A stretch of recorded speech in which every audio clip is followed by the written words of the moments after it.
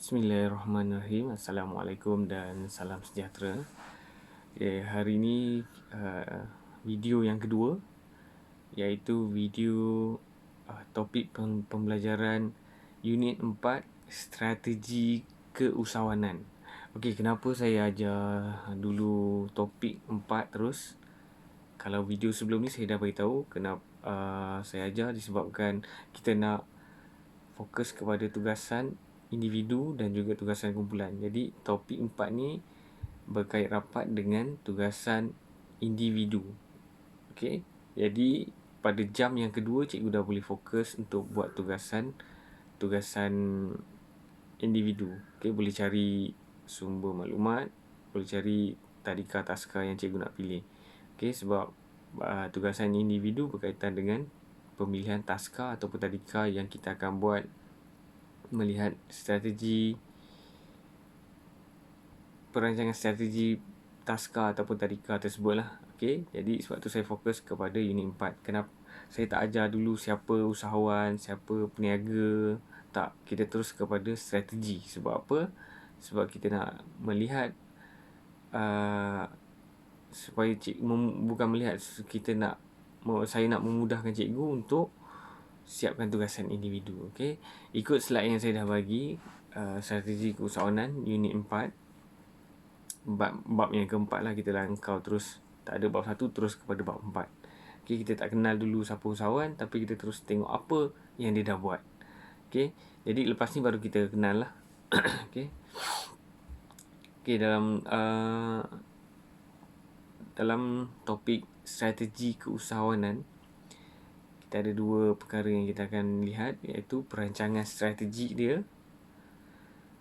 Okey, dalam tu ada definisi ataupun kitab hayat dan juga kitab hayat industri. Seterusnya, yang ni yang paling penting lah, model analisis SWOT. Okey, kita lihat dahulu definisi perancangan strategi. Okey, perancangan strategi sesebuah perniagaan. Okey, yang mana dia merupakan satu proses sistematik yang berterusan.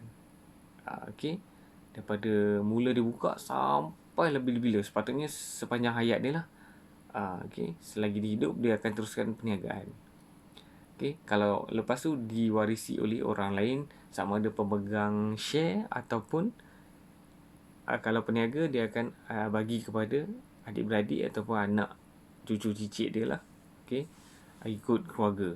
So itu adalah perbezaan usahawan dan juga peniaga. Kalau usahawan ni dia akan buka share, so siapa nak berkongsi dengan dia.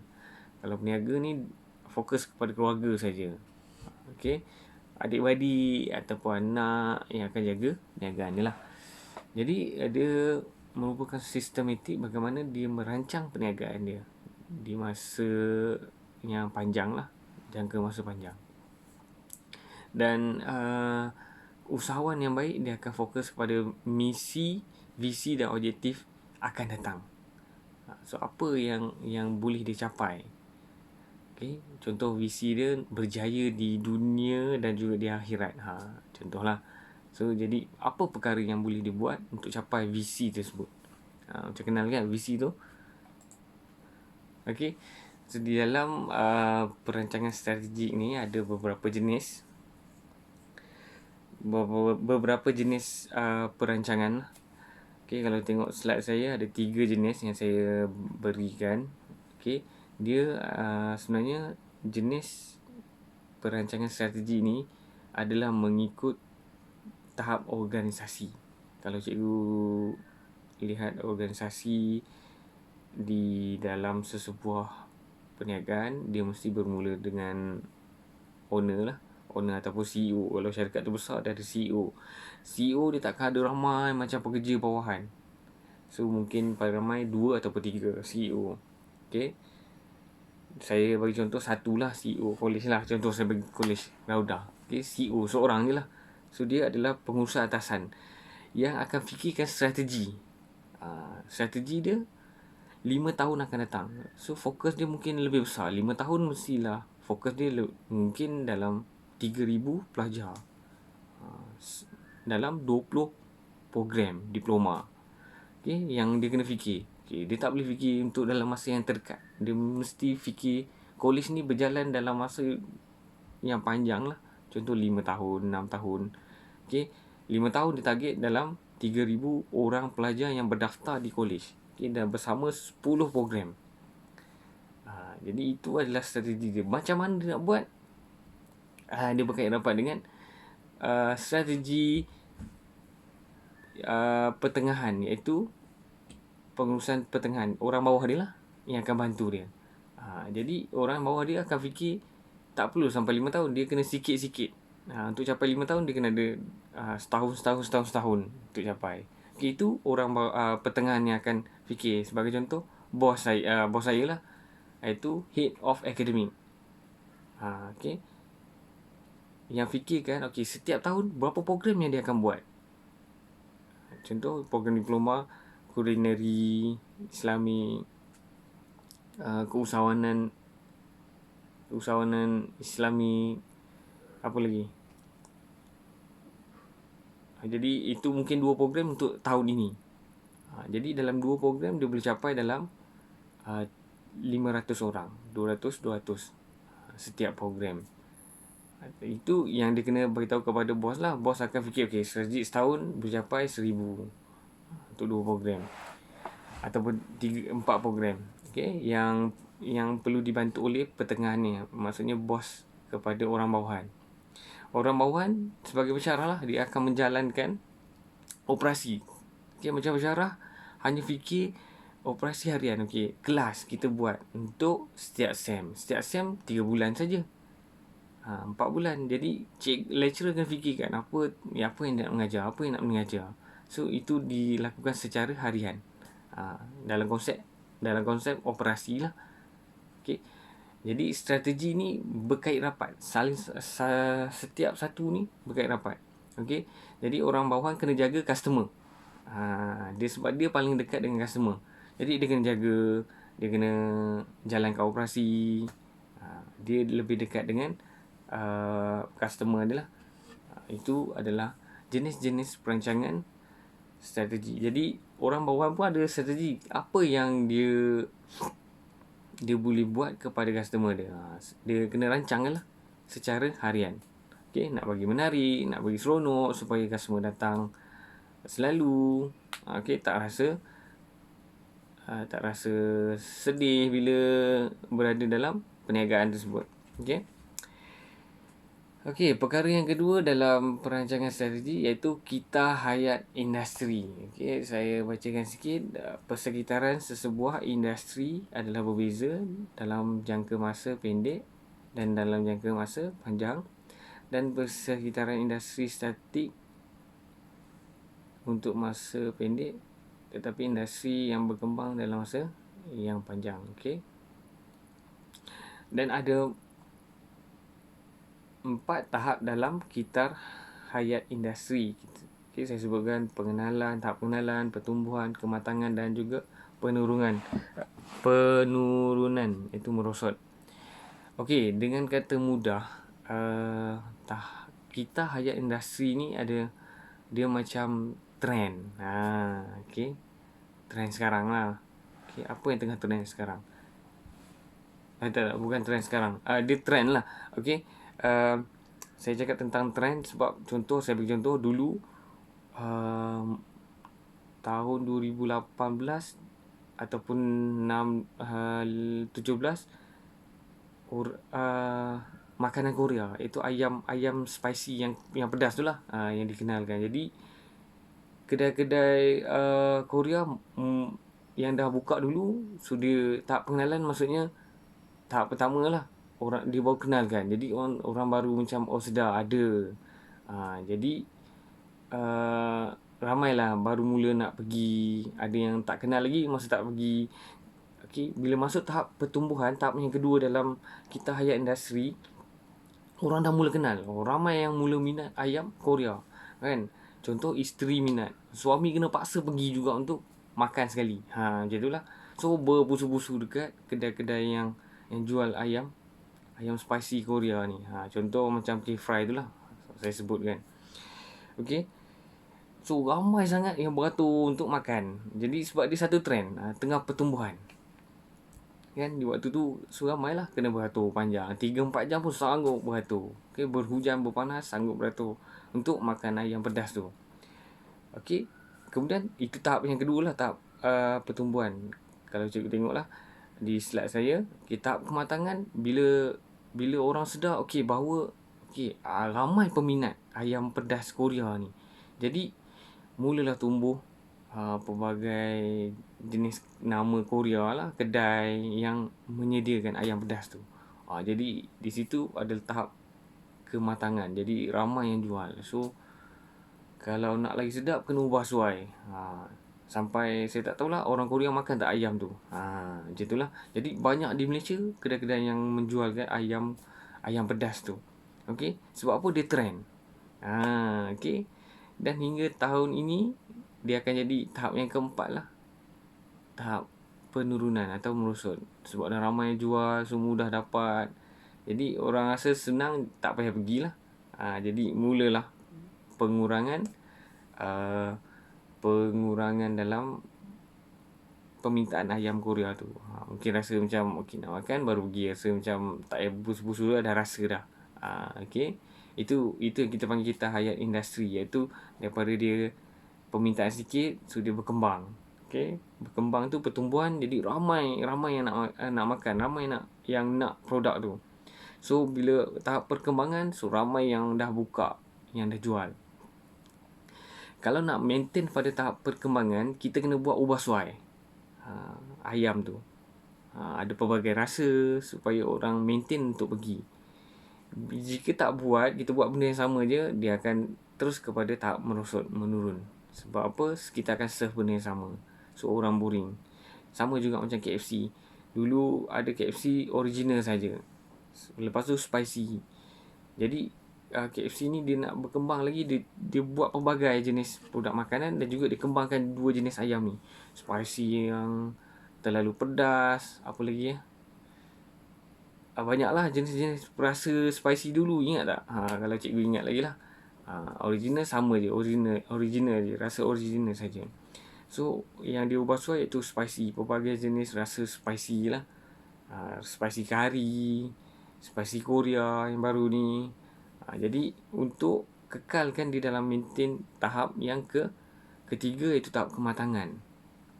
Okay, dia nak maintain kan. Jadi dia pelbagai lah rasa. Walaupun tak sedap, dia buat juga.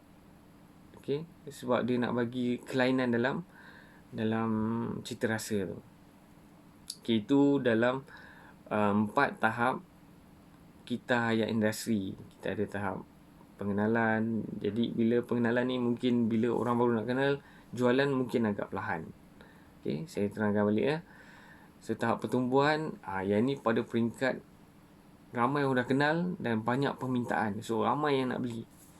Okay, jadi dia mendadak dalam, kalau untung ni untung secara mendadak lah, banyak lah. Okay, dan tahap perkembangan, so dia dah ada pada tahap yang dah senang untuk keluarkan makanan. Contohlah saya bagi contoh makanan, ataupun senang untuk jual. Okay, dan dia akan menurun sekiranya tidak menjalankan pengubahsuaian. Okay, R&D kita kata, research and development. Kita buat kajian, kemudian kita ubah suai terhadap produk yang kita ada. Kalau kita tak ubah suai, sebab cita rasa orang semakin hari semakin berubah. Sebab tu umur semakin meningkat. Sebab apa? Sebab inilah faktor umur. Contoh umur. So dia tak nak lah makan yang pedas-pedas, takut sakit perut. Jadi dia makan yang pedas sikit je. Okay, jadi cita rasa. Sebab tu kita perlu buat pengubahsuaian ataupun inovasi kita panggil. Inovasi ni tahap yang tinggi lah, pengubahsuaian yang kita buat. Okay, dan tahap menurun sekiranya perniagaan tersebut tak buat pengubahsuaian. Kita ada R&D, tak buat, so dia akan semakin menurun. Sebab orang dah, cita rasa manusia lah, dia itu salah satu faktor yang mempengaruhi perniagaan. Okey, dan ini bahagian yang terakhir, iaitu analisis SWOT. Saya terangkan sikit. SWOT ni, kalau cikgu tengok slide saya yang ke-11, analisis SWOT, SWOT,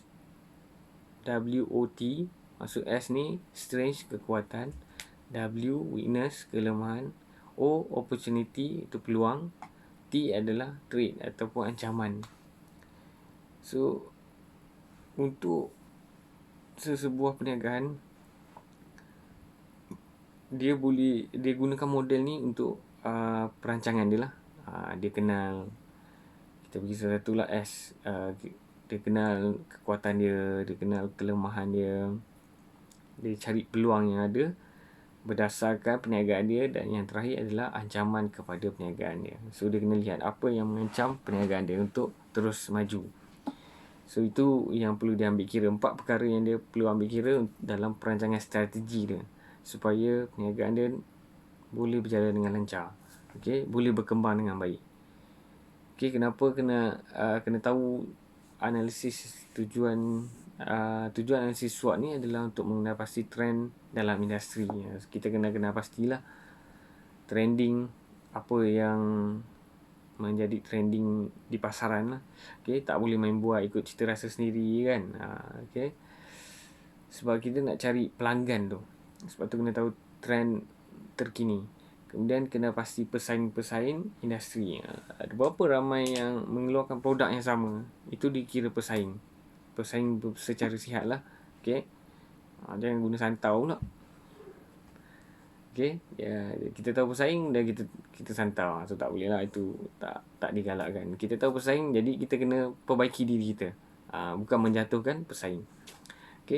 Kemudian menilai firma sendiri. Jadi kita kena pasti apa syarikat kita ni lah, kekuatan, kelemahan, peluang yang boleh kita perbaiki. Dan menyelidik pelanggan yang sedia ada serta perspektifnya. Jadi bila kita dah ada pelanggan, dapatkan data dia. Apa yang dia minat, apa umur dia, berapa umur dia, dia tinggal di kawasan mana. Biasanya perniagaan ni, kalau nak cantik, kita adakan kad. So untuk pendaftaran kad tu, kita dah ada data dia. So bila daftar, kita dah ada kad. Tiap kali dia beli, kita tahu apa barang-barang yang dia dah beli, apa barang-barang yang dia selalu beli.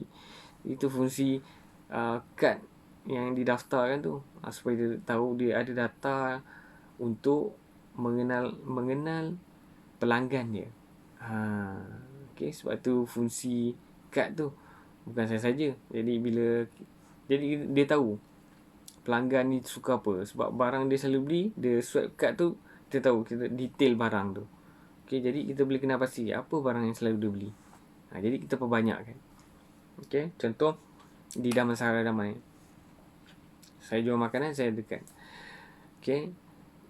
Jadi tiap kali dia beli, dia swipe kad dia. So saya dapat analisis, setiap minggu dia akan beli ayam pedas. Jadi saya akan perbanyakkan lagi promosi ayam pedas tu. Contohlah, saya dah dapat data, saya dah ada data yang menunjukkan pelanggan ni suka, setiap minggu akan beli ayam pedas. Jadi bila orang beli, dia swipe, kita tahu potensi ayam pedas ni boleh jual 5,000 setiap hari. So saya akan banyakkan promosi, saya akan banyakkan iklan berkaitan dengan ayam pedas, contohlah. Supaya orang lebih selalu beli. Contoh di Damansara Damai, orang beli ayam pedas selalu. Kemudian saya ada cawangan di Perak, dia tak beli ayam pedas, dia beli ayam cheese selalu. So daripada saya buat ayam pedas di sini, saya buat ayam cheese di Perak. Banyak.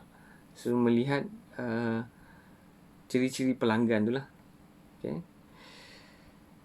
Dalam SWOT ni ada satu model. Kalau cikgu tengok di slide yang ke-13, so inilah model SWOT yang cikgu akan buat. Sesuaikan mengikut taska dan juga tadika yang cikgu pilih. Kita lihat kekuatan dia, kelemahan tadika tu, peluang tadika dan juga ancaman tadika. Kita pergi satu persatu. Bila nak buat model ni, kena lihat cara untuk analisis lah. Bukan dah ada model, tak tahu nak buat macam mana. Jadi saya dah beri penerangan. Okey. Di slide yang ke-14. Okey. Cuba lihat kekuatan sumber kekuatan. Okey, kita pergi pada S dulu. Kekuatan iaitu sumber atau kemampuan syarikat tersebut. Okey, mungkin dari segi sumber manusia yang berpengalaman, harga yang ditawarkan lebih murah daripada pasaran. Jadi kita kena lihat apa pasaran ataupun pesaing kita bagi harga berapa. Okey, mudah mendapatkan khidmat, nasihat dan juga sokongan daripada Jabatan Perkhidmatan Kerajaan. Okey, dari segi apa yang kita buat ni, senang tak nak dapatkan perkhidmatan, nasihat daripada kerajaan, okey, Jabatan Kerajaan. Sebagai contoh, saya nak buat kedai makan lah. Jadi Jabatan Kesihatan mudah tak nak dapatkan info untuk penyediaan makanan, penyimpanan makanan, okey. Dan yang penting lokasi perniagaan. Okey. Contoh buka tadika taska di dalam taman. Cikgu buka ni dekat tengah-tengah lorong. Jadi orang nak keluar masuk pun susah.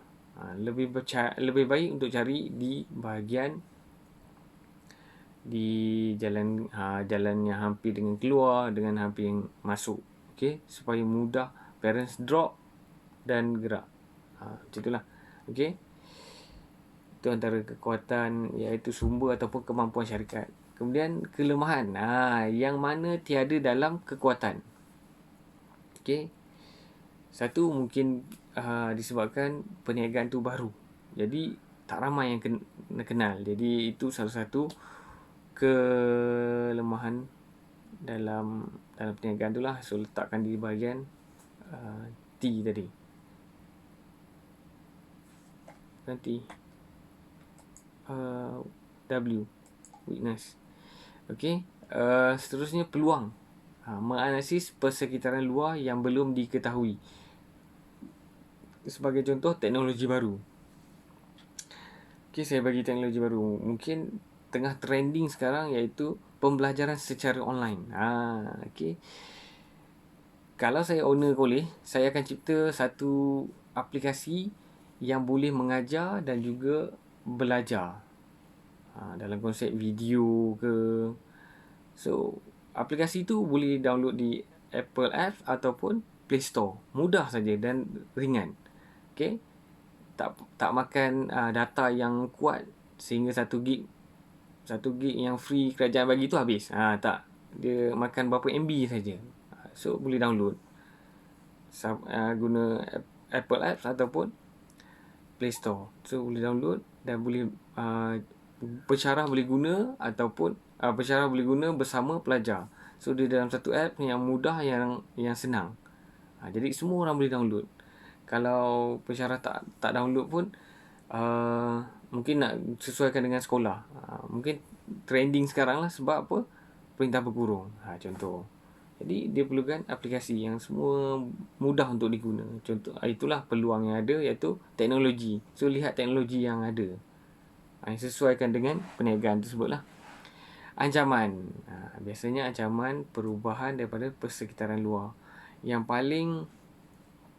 Ancaman yang paling bahaya sekali adalah cita rasa pengguna. Sebab dia berubah mengikut trend. Mengikut tahun. Jadi akan berlaku perubahan. Jadi itu dikira sebagai ancaman. Kena buat perubahan. Sebab itu kena lihat ancaman tu lah. Kena kenal pasti trend. Kena buat survey selalu. Okey. Dan masalah wujud pesaing baru. Okey. Jadi akan ada wujudnya pesaing-pesaing baru. Jadi akan ada syarikat-syarikat baru yang kita kena kenal pasti. Di situ kita buat analisis. Okey. Masukkan di dalam ancaman T yang terakhir. Jadi itu saja saya rasa daripada saya unit 4. Jadi tugasan individu cari kepentingan. Kenapa pentingnya perancangan strategik ini ataupun strategi keusahawanan. Jadi bila dah pilih satu taska atau tadika, di situ kita lihat dapatkan info untuk sesuaikan dalam model SWOT ini. Kemudian cari kenapa pentingnya perancangan strategi ini. Okey, sekurang-kurangnya 5 kepentingan. Okey. Jadi saya rasa cikgu dah boleh mula buat dah boleh mula buat tugasan individu ini. So boleh pilih dan kita akan bincang dalam Easy Class dan juga digital media WhatsApp. Okey, itu saja. Sekian, terima kasih. Jumpa lagi. Assalamualaikum.